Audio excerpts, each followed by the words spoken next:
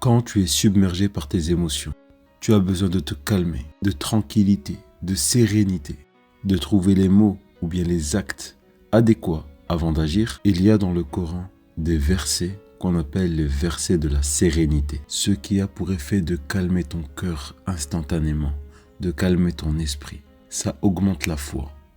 Ces versets sont au nombre de 6. Je te les montre tout de suite. N'oublie pas d'enregistrer la vidéo pour pouvoir y revenir plus tard. Le premier verset, c'est la sourate 2, la vache, au verset 248.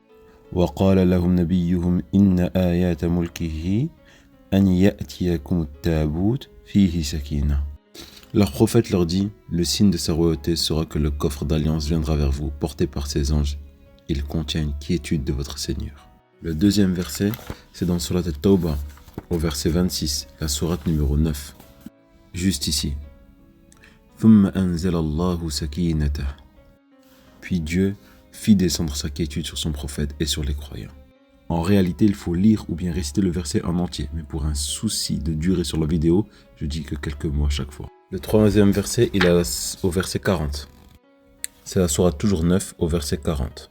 Maintenant, les 3 versets qui restent sont tous à la sourate 48. La sourate Al-Fath. هو الذي أنزل السكينة في قلوب المؤمنين. C'est lui qui fait descendre la quiétude dans les cœurs des croyants afin qu'ils ajoutent une croyance à leur croyance, une foi à leur foi.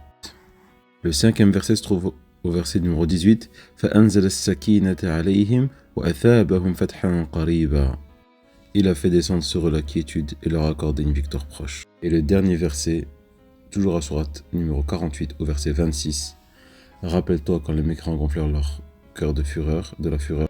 Ici Dieu dit, Dieu fit descendre sa quiétude sur son prophète et sur les croyants. Voilà les 6 versets de la Sakina. Ce conseil, ce sont les conseils des Salaf Salih, ce n'est pas des hadiths.